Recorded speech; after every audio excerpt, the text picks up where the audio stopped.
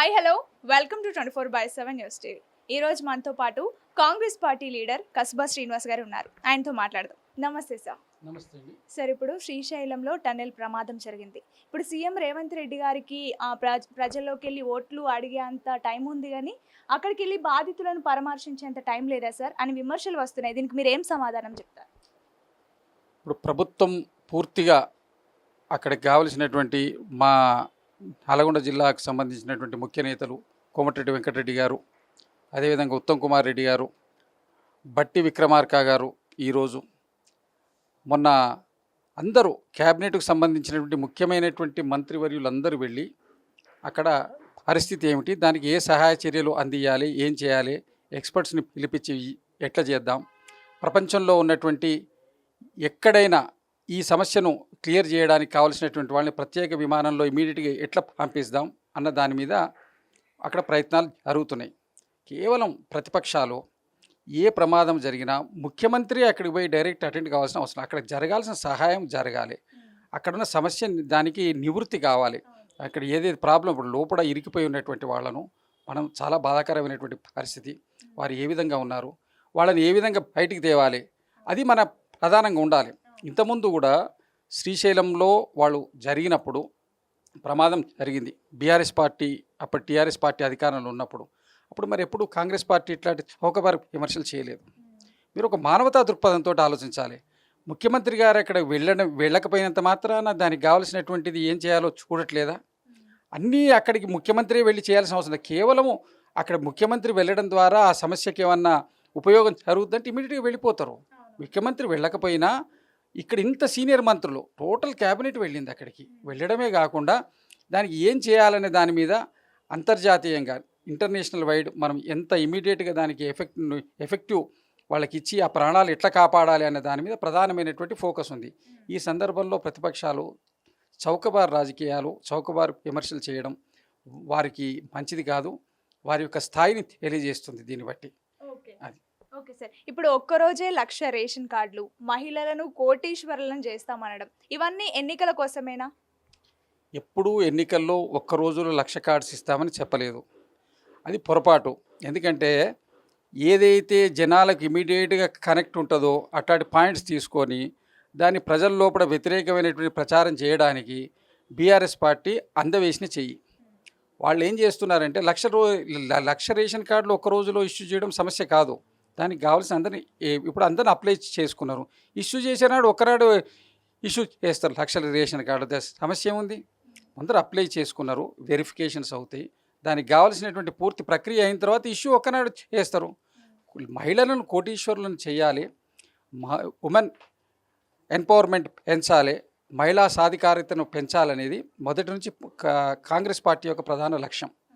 దానికి అనుగుణంగా ఆ ముఖ్యమంత్రి రేవంత్ రెడ్డి గారు కానివ్వండి, ఆ మంత్రివర్గ సహచరులు అందరూ కూడా దీన్ని ఏ విధంగా అయితే మహిళలకు పూర్తి అన్ని విధాలుగా, ఇంతకుముందు ఉమెన్ ఎంటర్ప్రైనరు, తర్వాత ఇప్పుడు మన ఈ సహకార సంఘ వీళ్ళకున్న గ్రూప్స్, వెల్ఫేర్ గ్రూప్స్ ఉన్నాయి కదా, ఆ గ్రూప్స్నే కానివ్వండి, వాటికి ఏ విధంగా చేయూతనియాలి, ఎంత పెంచిండ్రు, ఇప్పుడు ఇంతకుముందు ఏఆర్ఎస్ ప్రభుత్వంలో ఉన్నదానికంటే ఇప్పటికీ ఆ గ్రూప్స్కు ఎంత లబ్ధి జరిగింది ఒకసారి చూసుకోమనండి.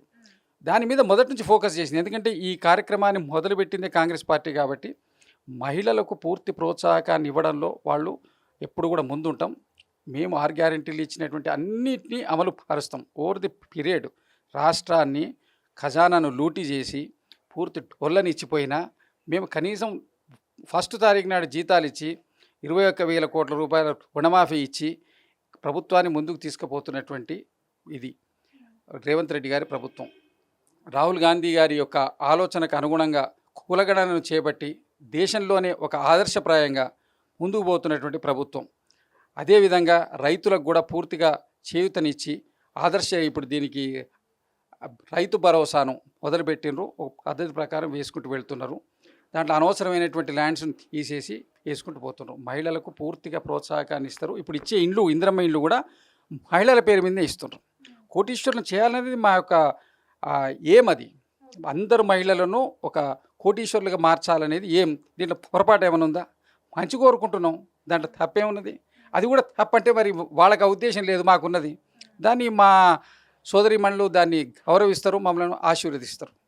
సార్. ఇప్పుడు రాబోయే ఎన్నికల్లో ఎమ్మెల్సీ అయినా, స్థానిక సంస్థల ఎన్నికల్లో అయినా కాంగ్రెస్‌కి అసలు ఓటు బ్యాంకే పడదు అని బీజేపీ, బీఆర్ఎస్ అంటుంది. దీనికి మీరేం చెప్తారు? ఇవి పట్టభద్రులకు సంబంధించినటువంటి ఎన్నికలు. దాంట్లో కాంగ్రెస్ పార్టీ ఒక అభ్యర్థిని పెట్టింది. ఖచ్చితంగా మేమే గెలవబోతున్నాం.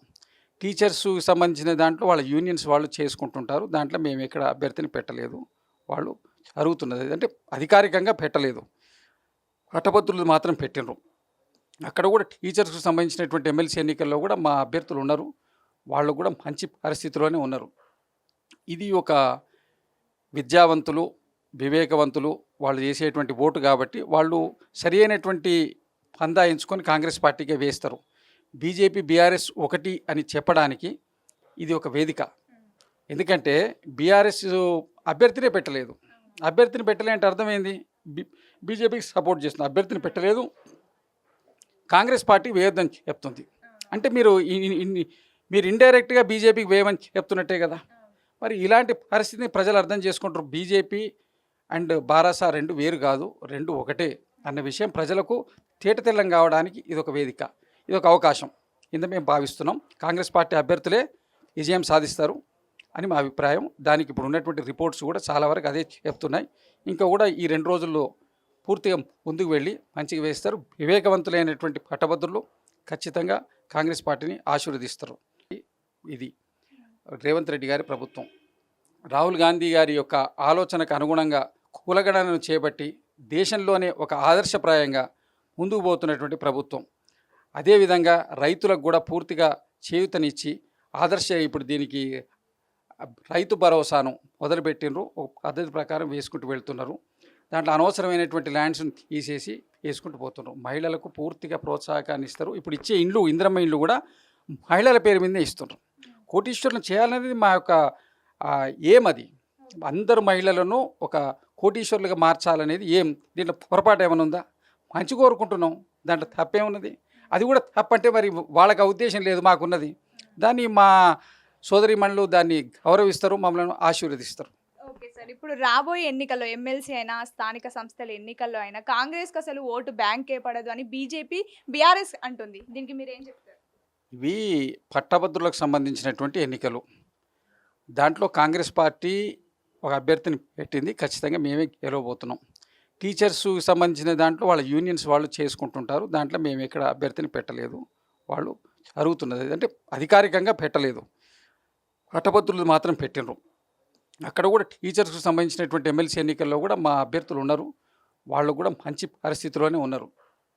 ఇది ఒక విద్యావంతులు, వివేకవంతులు వాళ్ళు చేసేటువంటి ఓటు కాబట్టి వాళ్ళు సరి అయినటువంటి పందా ఎంచుకొని కాంగ్రెస్ పార్టీకే వేస్తారు.